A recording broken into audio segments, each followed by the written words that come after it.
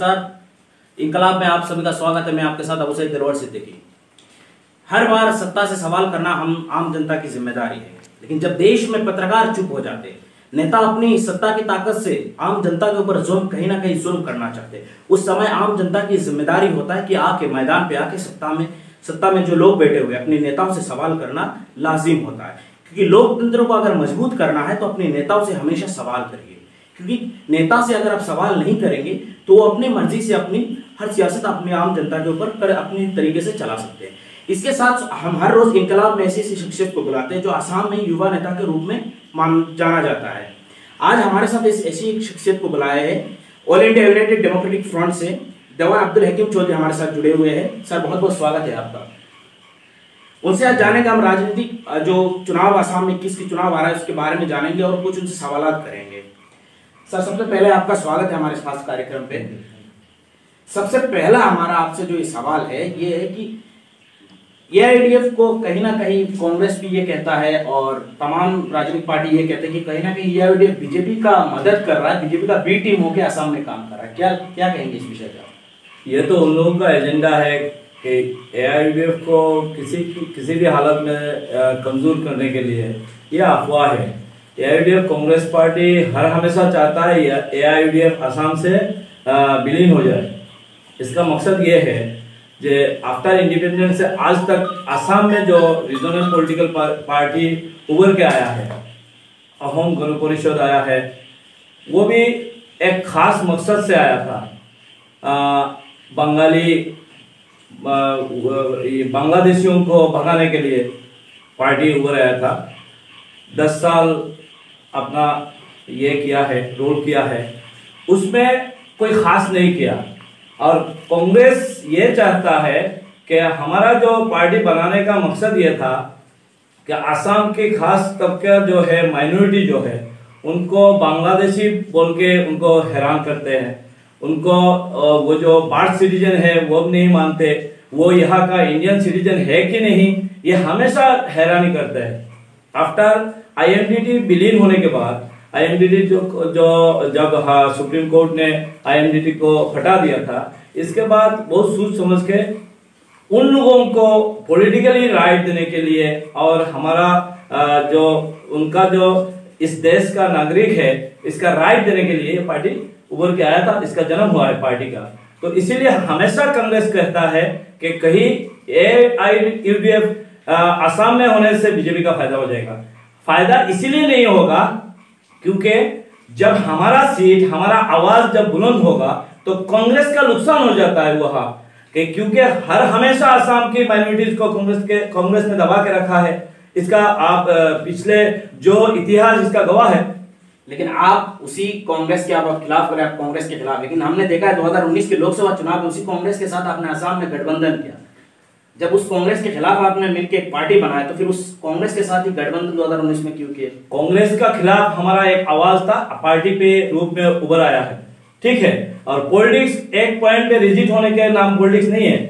Politics में यह होता है, तब असम में जुल्म किया था, आईएनडीटी को उसका रिजोल्यूशन लिया था, बाकी सब काम इस असम का जितना माइनॉरिटी को सताया गया, उनका राइट को डेमोलिश किया गया, वो काम कांग्रेस ने किया था। इसका बाद क्या हुआ, उसका बाद ये ना चाहते हुए भी बीजेपी आ गया, सत्ता में आ गया।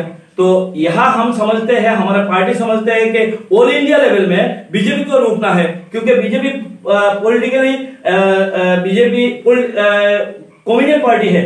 इसीलिए हमने बीजेपी को रोकने के लिए ये हमने कांग्रेस के साथ अलायंस करने का डिसीजन लिया है। 2021 में सुनने में ये आ रहा है कि कांग्रेस और एआईडीएफ गठबंधन करने जा रहा है। हालांकि ये खबर आ रहा है, लेकिन अगर ये गठबंधन करने जा रहा है तो क्या आपको नहीं लगता कि जो असम में जितने विपक्ष पार्टियां हैं वो विपक्ष पार्टियां कहीं ना कहीं कमजोर दिखने में लग रहा है, इसीलिए गठबंधन कर रहा है? तो उनको सामने भाजपा एक चैलेंज बन गया, क्योंकि भाजपा असम में भी सत्ता में है और सेंट्रल में भी सत्ता में। तो कहीं ना कहीं असम के विपक्ष को ये लग गया कि वो हारने वाले के सामने बहुत बड़ा चैलेंज, इसीलिए कहीं गठबंधन तो नहीं कर रहे। देखिए, दो बात है इसके सामने खुल के आना चाहिए। एक, अगर गठबंधन नहीं होगा, बीजेपी स्टेट में आ गया, सेंट्रल में आ गया, बोलते हैं एआईडीएफ के कारण 2-4 सीट में बीजेपी को फायदा हो गया, इसीलिए बहुत सोच समझ के बाकी रीजनल पॉलिटिकल पार्टी कम है इसमें, एजीपी चला गया उधर। अभी जो थिंकिंग है वो इसलिए सोचा जा रहा है असम में सीपीएम को लिया जाए, आशु को लिया जाए, और आशु ने अभी पॉलिटिकल पार्टी बनाना शुरू कर दिया, वो ऐलान भी कर दिया है, तो ये भी सोचा जा रहा है, और कांग्रेस को भी लिया जाए। ये पूरा इंडिया में एक फ्रंट के थर्ड फ्रंट के रूप में कांग्रेस हुआ आ रहा है, कहीं जा रहा है, लेकिन उभर के आया है। डिसीजन इसलिए लिया जा रहा है क्योंकि जैसे तैसे बीजेपी को रोकना है। ये बीजेपी असम का जो रोल है बीजेपी का, वो बीजेपी देख लीजिए, जितना कांग्रेस बाकी छोटा छोटा कांग्रेस का ग्रुप है उनको खरीद के ले लिया बीजेपी ने, कहीं उन लोगों को टिकट दे दिया तो तोड़ दिया कांग्रेस को असम में। तो इसीलिए हम सोच रहा है कि 2021 में अगर गठबंधन असम में हो जाएगा और बीजेपी को हरना लाजिम होगा, हरना होगा ही बीजेपी को, इसीलिए हमारा ये कोशिश है। आप लोग एआईडीएफ कहीं ना कहीं असम में मुसलमान की रहनुमा बन के खड़ा हुआ है। मुसलमान की रहनुमा इसलिए बन के रहा है, जब देश लोकतंत्र देश है तो आप लोग जो एक तरफा जो सिर्फ मुसलमान का बात उठा रहे, मुसलमान का मतलब आप लोग क्या चाहते हैं कि आप लोग सेकुलरिज्म को ना रख के एक साइड सिर्फ मुसलमानों के मुद्दा रखना, मुसलमानों की बात करना, कि आप लोग यही पार्टी का आइडियोलॉजी है? इस देश में मुसलमान का बात करना ही देश में गुनाह है क्या?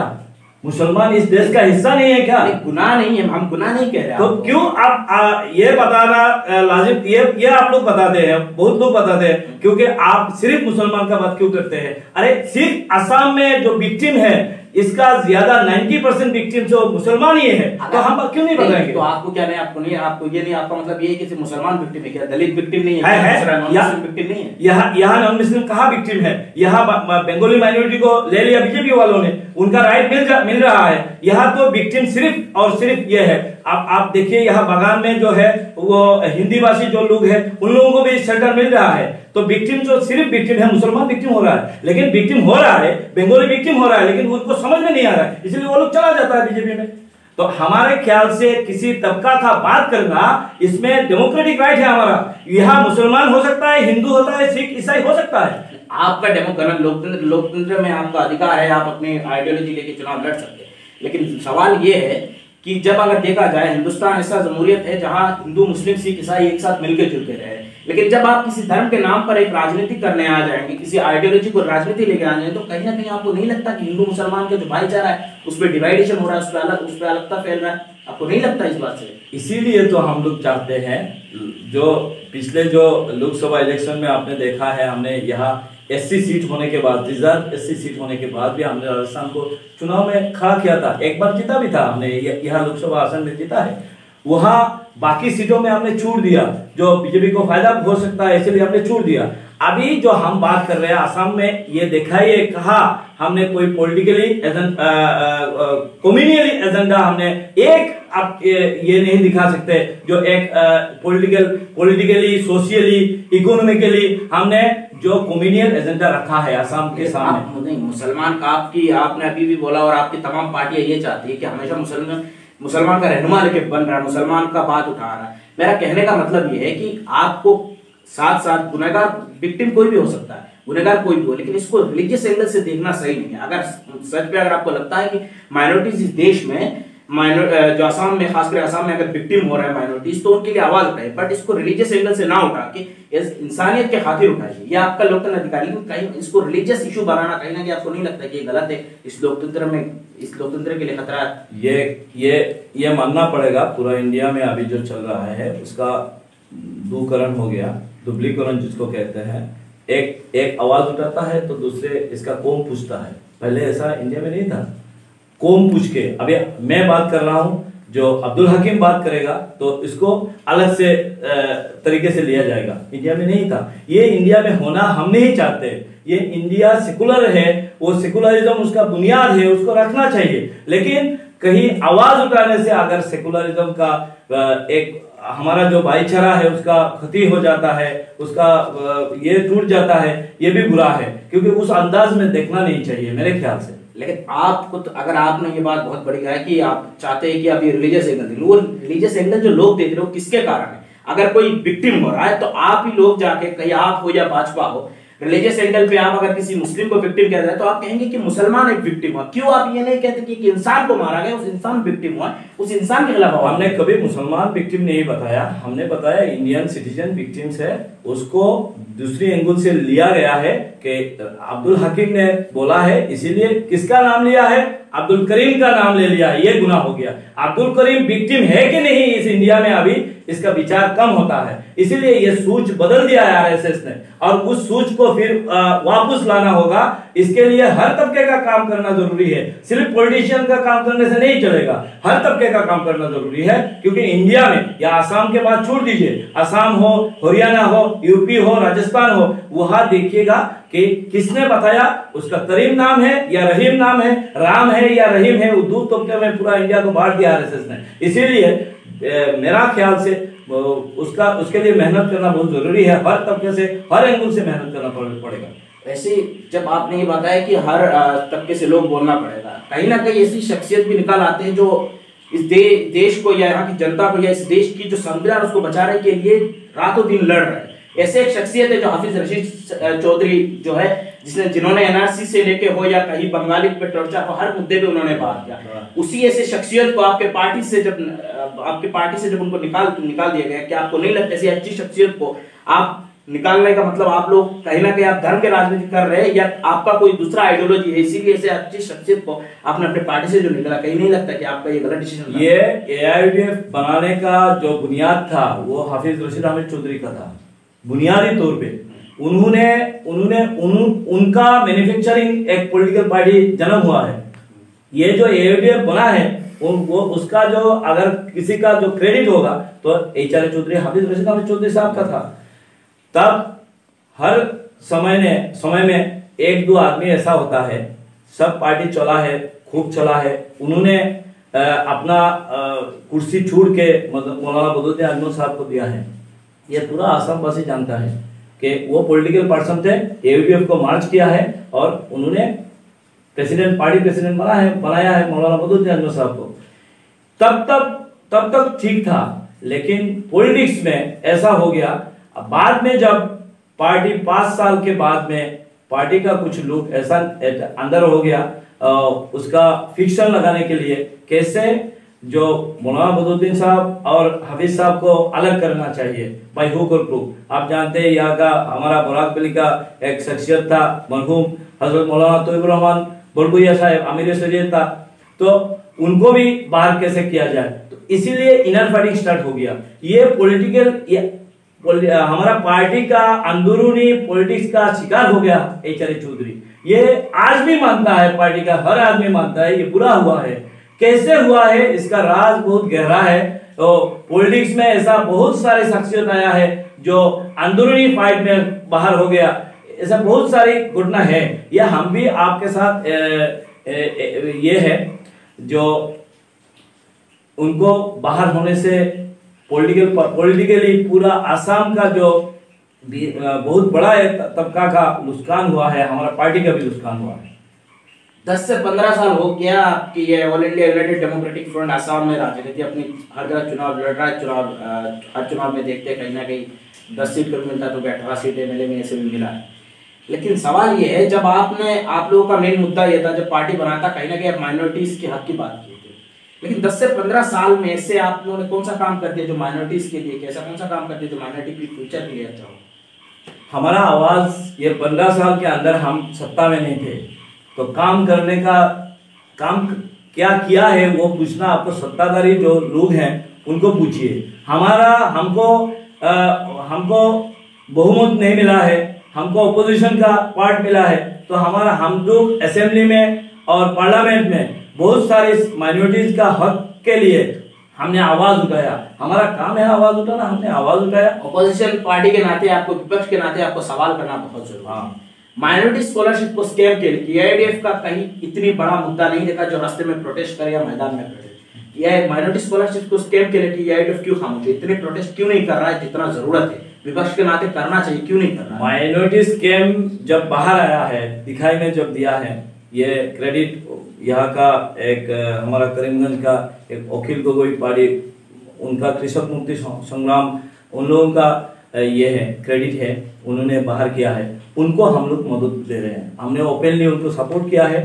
अगर पॉलिटिकली ये केस हो गया है, इसीलिए जुडिशियरी सब्जेक्ट में हम अगर रास्ता रुकेंगे, अभी जो 4 महीना से ये सामने उभर के आया है, 2 महीना हुआ है, 3-4 महीना से लॉकडाउन चल रहा है। हमने सोचा है 1 हफ्ता या 10-15 दिन के अंदर यहाँ हमारा जो युवा मोर्चा है, हमारा यूथ ब्रिगेड है, वो लोग धरने पे बैठेंगे, उन लोगों को लेके ही बैठेंगे, ये आंदोलन करने का सोचा है। वकील गोगोई का जब जिक्र आपने किया तो कहीं ना कहीं वकील गोगोई एक असम में एक युवा नेता के रूप में शख्सियत बन गए, एक यूथ आइकॉन बन गए असम में।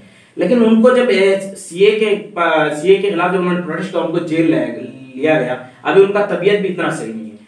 क्यों असम के विपक्ष दल के नेता लोग क्यों इस बात पे चुप है कि वकील गोगोई को अरेस्ट किया गया, क्यों उसके लिए नहीं बोल रहे? जबकि ये आईयूडीएफ हो या कांग्रेस हो, सब ये कहते हैं कि हम सीएए के खिलाफ है, ये संविधान के खिलाफ है तो हम उसके खिलाफ है। लेकिन जो शख्सियत उसके खिलाफ लड़ा था, उस शख्सियत के खिलाफ जब उसको जेल लिया गया, उस शख्सियत के पक्ष में क्यों खड़ा नहीं हो रहा है यूडीएफ और क्यों कांग्रेस खड़ा नहीं हो रहा? मैं आपसे यूडीएफ के बारे में इसलिए पूछ रहा हूं क्योंकि आप यूडीएफ से नाता रखते हैं, क्यों यूडीएफ इस पे चुप है?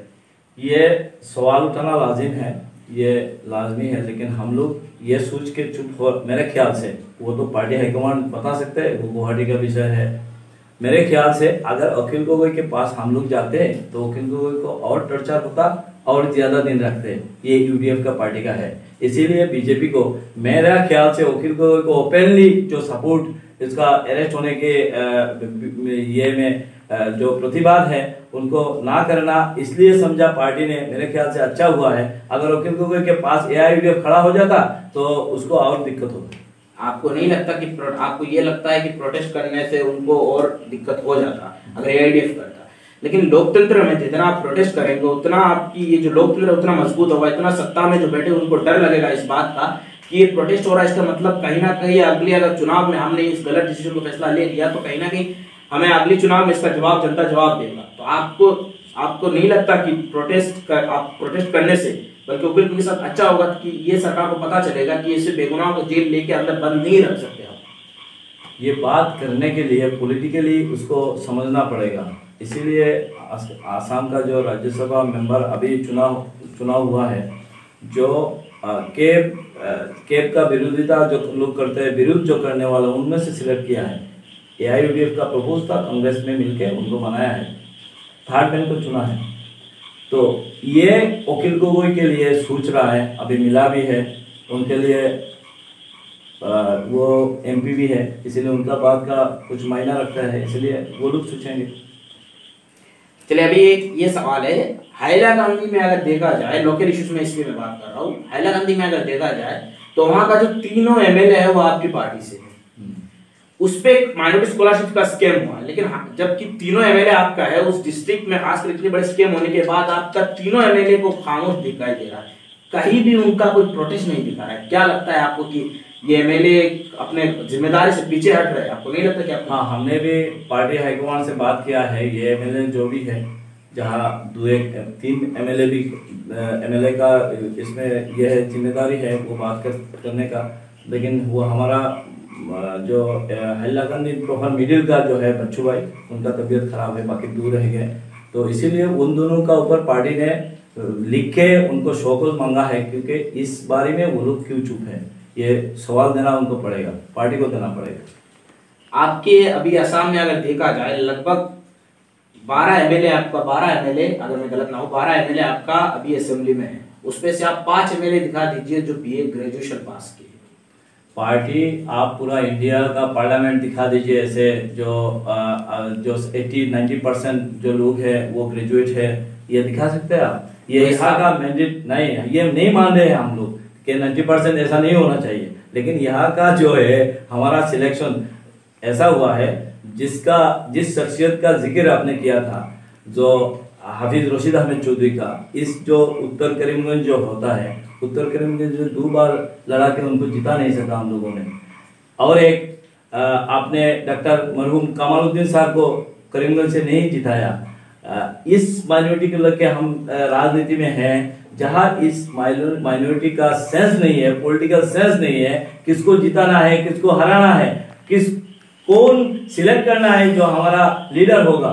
ये देखिए आप देखिए बदरपुर में देखिए लिखा पढ़ा जानने वाला एक आदमी पहले था, अबू सलेह नजमुद्दीन साहब। उनके बाद जो शख्सियत आया, नाम लेना नहीं चाहता, इसके बाद और कोई आएगा, ऐसा ही डिटोरेट हो रहा है। हमारा देखिए साउथ करीमगंज में मुख्तार चौधरी था, इसके साथ इसके बाद डिटोरेट हो रहा है। हमारा जो राजनीति है, हमारा तबके का लोग इस मानना पड़ेगा कि पॉलिटिकली उसका अवेयरनेस बहुत कम है। इसीलिए हम कोई क्वालिफाइड आदमी को दिया है, बहुत बार कोशिश किया है, लेकिन मुद्दा होता है कौन इलेक्शन में कौन जीतेगा, कितना कैंडिडेट जीतेगा। हमारा वहाँ नंबर्स ऑफ मेंबर्स चाहिए उधर, तो इसीलिए कभी कभी हो जाता है।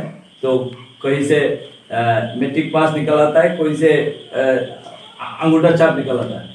आपने जब पढ़ाई शिक्षा की बात की, बहुत सही है कि जनता को शिक्षित व्यक्ति चुनना चाहिए, ये हमारे लोकतंत्र के लिए अच्छे, देश के भविष्य के लिए। लेकिन उसी शिक्षा की अगर बात किया जाए, कुछ दिन पहले एक लिस्ट निकाला जो सरकारी कुछ अनग्रांट कुछ कॉलेज थे, वो सरकार ने ग्रांट कर लिया, उसपे से बराक वैली का सिर्फ एक कॉलेज था, जबकि आप ही की यूडीएफ के बराक वैली में 4 एमएलए है। आपको नहीं लगता कि आप इस चीज पे, आप ही लोग के पार्टी में इस मुद्दे पे, और खास करके सिर्फ आपके पार्टी नहीं, तमाम जितने भी बराक वैली में जितने भी तमाम राजनीति, कोई भी इस मुद्दे पे नहीं आवाज उठाए। कोई भी पार्टी इस पे सिर्फ कांग्रेस के 1-2 नेता को छोड़ के उन्होंने उठाए थे, बदरपुर से हाथ तालुकर इस इशू पे बात की थी, बाकी कोई भी नेता इस विषय में बात नहीं की। जब आप चाह रहे कि यहाँ की जनता पढ़े, यहाँ की जनता अच्छे लीडर रखे, लेकिन उस लीडरशिप को चुनने के लिए यहाँ का जनता को पढ़ना पड़ेगा, और पढ़ने के लिए उनको गवर्नमेंट इंस्टीट्यूशन, अच्छे इंस्टीट्यूट की जरूरत है। लेकिन हमारे नेता कहीं ना कहीं असेंबली में इस इशू को क्यों नहीं उठाते? यहाँ के लोग, आपका पार्टी का नेता 4 एमएलए है, लेकिन एक भी एमएलए इस बात को क्यों नहीं उठाते कि हमको यहाँ की जरूरत है, यहाँ की इंस्टीट्यूट, गवर्नमेंट इंस्टीट्यूशन की जरूरत है। ये मेरे भी ख्याल से उठाना जरूरी था, हमारा एमएलए ने क्यों नहीं उठाया, ये बुरा हुआ है। नहीं उठाना से भी उठाना चाहिए। लेकिन हमारा पार्टी का जो है कोशिश ये है, हर तबके का आदमी को पढ़ा लिखा बना के उसको ये करना चाहिए। इसीलिए जो प्रयास है हमारा, मौलाना बदरुद्दीन अजमल साहब का पूरा आसाम में देखिए, वो स्कूल का एजुकेशन का जो स्टेप है, यहाँ बराक वैली में उनका भी चल रहा है, अभी कोशिश चल रहा है। उसके लिए हमारा पार्टी का एक अलग सा सिस्टम काम कर रहा है। इसके लिए आपको मानना पड़ेगा, पूरा आसाम में हर इंटीरियर में हम पूछा है, बदरुद्दीन अजमल साहब का वो जो ऑर्गेनाइजेशन है, अजमल फाउंडेशन हो या मरकजुल मारिफ, वो पहुंच गया है। अभी उन इंटीरियर से लोगों को शिक्षित बनाने का प्रयास चला रहा है। सुनने में ये खबर आ रहा है कि मुस्लिम लीग जो पार्टी है वो 2021 में असम में चुनाव लड़ने आ रही है। क्या लगता है अगर मुस्लिम लीग आ गया तो मैं जो माइनॉरिटीज, आप जो चुनाव माइनॉरिटी जो रहनुमा बन गया, आप लोगों के अंदर ही कोई डिवाइड ना हो जाए? क्या लगता है आपको? इस असम में मुस्लिम लीग को पार्टीशन के वक्त छुड़ा था हमारे यहाँ का लोगों ने। यहाँ का जितने हैं बराक वैली का या असम का, उन लोगों ने छूट के इंडिया के साथ रहने का डिसीजन लिया था। जमीयत उलमा हिंद का डिसीजन में शामिल हुआ था। वो पुराना जमाने में जब बंटवारा हो गया, उस वक्त मुस्लिम लीग का साथ नहीं थे। अभी कहाँ रहेगा? अभी सवाल ही नहीं होता। अभी अगर आप कहीं माइनॉरिटीज की इश्यूज पे बात करते हैं, आप तमाम यूडीएफ पार्टी हमेशा देखते हैं कि माइनॉरिटीज के रहनुमा बन के लिए देश में मुसलमान एक्टिविस्ट को जेल भेजा जा रहा है हमेशा। अगर आप देखेंगे शर्जिल इमाम को भी भेजा गया, शर्जिल उस्मानी को भी भेजा गया, और खास करके अगर देखा जाए माइनॉरिटी यूनिवर्सिटी जो इंडिया की 2 बेस्ट यूनिवर्सिटी, अगर अलीगढ़ मुस्लिम यूनिवर्सिटी हो या जामिया इस्लामिया यूनिवर्सिटी हो, हर यूनिवर्सिटी से 2-3 एक्टिविस्ट जो भी सरकार के खिलाफ उठा रहा है उनको जेल भेजा जा रहा है। लेकिन कहीं ना कहीं यूडीएफ की हर बात पे चुप दिखाई दे रही है। आपके हाईकमांड की एक ट्विटर पे ट्वीट तक भी नहीं किया जाता उन एक्टिविस्टों के लिए जिनको जेल भेजा गया है। वो गलत है, सही अलग बात है, लेकिन माइनॉरिटीज की आप रहनुमा कर रहे हैं। अगर आप माइनॉरिटीज की रहनुमा बने हुए हैं तो आपको कहीं ना कहीं माइनॉरिटी एक्टिविस्ट जो मुस्लिम एक्टिविस्ट उनके लिए आवाज उठाना चाहिए आपको।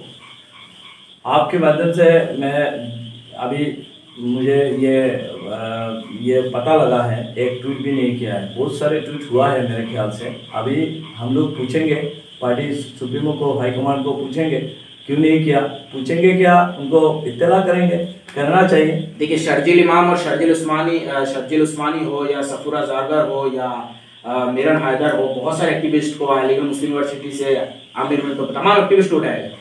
पार्टिकुलरली किसी एक्टिविस्ट को लेके आपके हाईकमांड की कोई ट्वीट नहीं था ट्विटर पे। ट्वीट क्या, आपकी कोई एक प्रेस कॉन्फ्रेंस भी नहीं था। खैर अगर वो एनटीसीए के लिए कि और प्रिजनर को छोड़ा जाए अलग बात है, लेकिन माइनॉरिटी इंस्टीट्यूशन को जो एक्टिविस्ट के उनके लिए पार्टिकुलर करना चाहिए, क्योंकि आप कहीं ना कहीं माइनॉरिटीज का रहनुमा बने हुए हैं और खास करके माइनॉरिटीज का हम इसलिए बोल रहे हैं क्योंकि अगर माइनॉरिटी पार्टी अगर देखा जाए तो दो नेता माना जाता है। अगर यहाँ से देखा जाए तो बदरुद्दीन अजमल को माना जाता है, और हिंदुस्तान में देखा जाए तो असदुद्दीन ओवैसी को माना जाता है। लेकिन ओवैसी साहब को देखा जाता है कि वो कहीं ना कहीं बात कर रहे हैं। एआईवीएफ का बदरुद्दीन अजमल को साहब को कहीं नहीं दिखाया जाता कि बोल रहे एक्टिविस्टों के लिए। मौलाना आदमी है, वो तो बार एट लो है, उनका बोलने का साथ है, ओवैसी का साथ है। ओवैसी साहब जो बोलते हैं मौलाना साहब साथ खड़ा रहते हैं। तो आपको क्या मौलाना साहब कोई खड़ा रहते हैं तो इसका मतलब है उसके साथ है। तो वैसे एक सवाल करेंगे आपसे कि मुसलमान का नेता कैसा हो देश में, असदुद्दीन ओवैसी जैसा या बदरुद्दीन अजमल जैसा? दोनों के जैसा, एक लिखा पढ़ा एक मौलाना, दोनों एक साथ हो जाए तो पूरा इंडिया का मुसलमान का हालत चेंज हो जाएगा। कुछ ऐसे शख्सियत के नाम बोलेंगे जिनको आपको एक वर्ड या एक सेंटेंस में डिफाइन करना है। सबसे पहले जो हमारा सवाल है ये है कमला देवपुर का इसके बारे में क्या सोचते हैं? वो तो यहाँ का एमएलए है कमला तो वो पार्टी हमारा ऑपोजिशन ये है पार्टी में है, वही सोचते हैं। अब्दुल अजीज को लेकर क्या सोचते हैं? अब्दुल अजीज हमारा कैंडिडेट है, वो नेक्स्ट बार आप असेंबली में देखेंगे, ये सोचते हैं। नरेंद्र मोदी पार्टी उनका ये है, बीजेपी का जो अभी प्राइम मिनिस्टर ऑफ इंडिया है वो हमारा प्राइम मिनिस्टर मानते हैं, लेकिन उनको लीडर नहीं मानते। और बीजेपी का जो शुरुआत गुजरात से किया था वो पूरा इंडिया में करना चाहते हैं, इसीलिए प्राइम मिनिस्टर नरेंद्र मोदी जल्दी ही इंडिया की ये से हट जाए, ये अच्छा होगा इंडिया के लिए। 13 साल से आप लोग यहाँ 13 से 15 साल से आप आसाम में आप लोग चुनाव में हैं, यहाँ राजनीति आप लोग कर रहे हैं, लेकिन आपको ये दिखाई देता है, जब भी दिखाई देता है कि मेजोरिटी आप लोगों के साथ नहीं है। आप लोग कह रहे हैं कि आप हम सबको लेके साथ चलना चाहते हैं, तो मेजोरिटी आपके साथ क्यों नहीं है? कोई बुलाने से नहीं आता है तो हमको अकेला ही चलना पड़ेगा, क्योंकि ये इनका भी आरएसएस का ये कामयाबी है, हमारा नाकामयाबी है। जो वो कामयाब हो गए, एक तबके को हटा दिया, हमने जुड़ने का प्रयास चला रहा है। मेरे ख्याल से आगे देखिए जुड़ेगा, ये भी दिन आएगा, जुड़ के एक साथ करेंगे सब। बारात वैली की जनता का ये ज्यादातर जनता तमाम और खासकर तमाम संगठन का ये आरोप है कि बारात वैली की जनता के साथ कहीं ना कहीं अपार असम जनता के साथ एक बीच में एक भेदभाव हो रहा है, डिस्क्रिमिनेशन हो रहा है, चाहे गवर्नमेंट जॉब में हो या फैसिलिटी हो या रोड फैसिलिटी हो। जहां पे इस मुद्दे पे एआईवीएफ के नेता के नाते आप क्या कहेंगे? और आप अगर इस चीज को आप मानते कि हाँ हो रहा है, तो आप इसका सोल्यूशन, आप लोगों के पास कुछ सोल्यूशन है? मिलके आवाज उठाना पड़ेगा। बारात वैली का जितना है पॉलिटिकल पार्टी सब पॉलिटिकली छोड़ के ऊपर उठ के सोचना पड़ेगा इसका। इसलिए बहुत बार एक होके मेमोरेंडम दिया, इसके लिए बहुत सारे आंदोलन किया है, लेकिन आप एक रेल लाइन को लेके सोच लीजिए कितने बाद आया है। अगर त्रिपुरा नहीं होता तो यहाँ कभी भी नहीं आता। तो त्रिपुरा की दौड़ जाप, त्रिपुरा को बचा। रेल लाइन तो मोदी जी कहा, मोदी जी तो फ्लैग नारा है।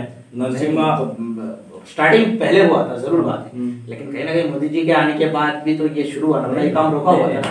ये तो पीवी नरसिम्हा राव का उस आमोन में उसका सेंशन हुआ था, उस वक्त में सेंशन हुआ था। इसके बाद इसका कहीं भी रोल थोड़ा रोल है, एसएनडीएफ का है इसमें सेंशन करवाने के लिए। बाद में बीजेपी ने तो अभी बता रहा है, बीजेपी आके पीछा हुआ लाइन फ्लैग लड़ा दिया और ऑन हो गया। अभी बता रहे ये तो ये लोगों का ये सिलसिला है, अभी उनका स्टार फेवर में है, इसलिए हर जहाँ जाता है दरवाजा खुलता है। ये उन लोगों का, इससे पहले तो इंडिया में कुछ भी नहीं था, जो भी बना है 14 के बाद बना है, ये लोग बता रहे हैं। कांग्रेस आपको ये कहता है कि कांग्रेस हमेशा ये कहता है कि हम बीजेपी हो या एआईवीएफ हो, हम किसी के साथ गठबंधन नहीं करेंगे। इसलिए नहीं करेंगे क्योंकि वो लोग कहीं ना कहीं धर्म के नाम पर राजनीति कर रहे हैं। लेकिन उसी कांग्रेस के साथ आपके इतने बड़े आरोप लगाने के बाद और कहीं ना कहीं एआईवीएफ ये कहते हैं कि कांग्रेस ने मुसलमानों का हक नहीं दिया, मुसलमान के साथ गद्दारी किया। लेकिन आप लोग का ऐसा क्या मजबूरी पड़ गया जो 2021 में आपको इनके साथ गठबंधन करना पड़ रहा है? अगर आपका ये मतलब, मैं ये कहता हूँ कि अगर आपको ये लगता है कि भाजपा को हराने के लिए, तो इसका मतलब आप लोग कमजोर पड़ रहे हैं। देखिए, एक होना इसका मतलब कमजोरी नहीं, एक होना इसका मतलब ये है कि हम और पावरफुल होना है, हमको और पावरफुल होना है। शेर तो अकेला आता है, शेर अकेला आता है, जंगल में रहता है, इसीलिए मैदान में कभी शहर में नहीं रहता, इसीलिए तो जंगल है उनके लिए। ये जंगल का बात तो नहीं हो रहा है, थोड़ी ये शहर का बात हो रहा है, इंसानियत का बात हो रहा है। तो इसीलिए मेरे ख्याल से कांग्रेस में भी बीजेपी थे, इसलिए कांग्रेस के खिलाफ हम लोग थे। आप देखिए हिमंत विश्व शर्मा बीजेपी में चले गए, जाके क्या श्लोक बताया गया, हम जन्म से आरएसएस का आदमी है, हमारा माँ बाप ऐसे है। अभी हमारा बराकबली का गौतम राय है, हाँ, वो कांग्रेस में भी आरएसएस का लोग थे, हम पहले से ही बता रहे हैं। लगता है कि आपको कांग्रेस में नहीं ना हो भी सकता है, वो तो मिशनरी कोई टेस्ट नहीं हुआ है, इसलिए हलफ के नहीं बोल सकते। लेकिन कांग्रेस को अभी लगा है, हमने तो हमारा काम कर रहे हैं हम लोग, तो कांग्रेस को लगा है अगर बीजेपी को रोकना है तो इससे पहले साल भी हमारा जो 13 सीट जीता था तो वही कांग्रेस ने, असम का कांग्रेस ने हमको नहीं लिया है, और एक regional political party Hagrama Mohilary को लिया है। बोरोलैंड को बहुत सारे प्रॉफिट देके लिया है, स्कीम दिया है। इसके बाद जो हमारा 19 सीट आया था तो उस बार भी नहीं लिया था, कांग्रेस ने नहीं लिया था। आप वही कांग्रेस का तो बात कर रहे हैं, क्यों? हम मौलाना बदरुद्दीन अजमल साहब का पार्टी है इसीलिए नहीं लिया। हाग्रामा मोहिलरी इस देश का ये है और हम लोग नहीं है, हमारा राइट नहीं है। कांग्रेस का तो कहना है कि सेकुलरिज्म पर राजनीति कर रहे हैं आप। हाग्रामा मोहिलरी सेकुलर है? नहीं, आप एक पार्टिकुलर एक रिलीजन को लेके चल रहे हैं। हमने कहीं पे हमारा पार्टी का संविधान पे आप दिखा दीजिए, कहीं पे कुरान का एक आयत है जो ये मानना पड़ेगा, कलिमा पढ़ना पड़ेगा, ये ऐसा लिखा है। हमारा तो all India United democratic front, हम डेमोक्रेसी का ऊपर चलते हैं। बीजेपी कौन सा ये कि गीता पढ़ जबरदस्ती पढ़ा है, बीजेपी कहीं ना कहीं नहीं पढ़ा रहे, हिंदू का नाम पे राजनीति कर रहा है। वैसे भी आप भी तो मुसलमान के नाम पे राजनीति कर रहे हैं। बीजेपी मुसलमान के नाम पे हम राजनीति नहीं कर रहे हैं, मुसलमान के हम आवाज उठा रहे हैं, मुसलमान के अगर ये कहते हम कि बीजेपी हिंदू के लिए आवाज उठा रहा है, हिंदू के हक के लिए आवाज उठा, क्या कहेंगे आप इसमें? हक के आवाज उठाए, क्योंकि और एक को मार के हक के आवाज नहीं उठा सकते वो लोग, और एक को दबा के हक के बात नहीं कर सकते। हमने को किसी को दबाया नहीं, हमने तो नहीं बोला है कि करीमगंज का हिंदुओं को इतना परसेंट मत दो, हमें दे दो, लेकिन वो लोग इंसाफ करे। हम तो चाहते हैं भाई इस देश में इंसाफ हो, हम वो लोग जुल्म कर रहे हैं, उसका ये कर रहे हैं, हम इंसाफ हो सबके लिए हो, हिंदू हो या मुसलमान। आप इंसान की बात करें तो एक ऐसे इंसान के नाते उसको बात करें, क्यों आप लोग उसको हाईलाइट करते हैं कि मुसलमान को इंसाफ हो? अगर कोई विक्टिम है और वो करीम है तो ये क्या करे? हम करीम इंडियन है लेकिन उसको पाकिस्तानी बता रहे हैं, अभी बांग्लादेशी बता रहे हैं। हम बोल रहे हैं कि यहाँ का उसका बुनियाद इंडियन है, उसका रहना यहाँ का एवरी राइट है, उसको इंडियन का मिलना चाहिए, यही तो बता रहे हैं। ये रहीम को बता रहे हैं अगर काल किसी राम का हो गया तो ये भी बताएंगे उसके साथ नाइंसाफ हो गया, तो उसके लिए भी हम लड़ेंगे। तो हमारा और हाग्रामा मोहिलरी का दो अलग है। हाग्रामा मोहिलरी जो पहले वो टेररिस्ट थे, इसके बाद पॉलिटिक्स में आए, सब कुछ उसका माफ। पार्टी को जैसे तैसे एक तबके को बाहर रखना है, कांग्रेस का सोच ये है, तो इसको बाहर रख के अभी हाग्रामा को लिया है। अभी कांग्रेस पॉलिटिकल पार्टी है, अभी डिसीजन ले रहे हैं कि उनको साथ में लेना है। तो हम तो रीजनल छोटा पार्टी है, वो नेशनल पार्टी है, वो बीजेपी को रोकने के लिए हम भी सोच रहे हैं, पॉलिटिकली सोच रहा है। चलिए, बहुत बहुत शुक्रिया सर, हमारे साथ आपने समय दिया, इतने महत्वपूर्ण बात किया। चुनाव आ रहा है, आप भी अपने चुनाव प्रचार शुरू करिए, वो जनता फैसला करेगा कि कौन जीतेगा कौन नहीं। तो इसके साथ हम सब आपसे विदा लेते हैं, फिर से मुलाकात होगी एक नए कार्यक्रम में। तब तक अपना ख्याल रखें, स्वस्थ रहे, सतर्क रहे और हमेशा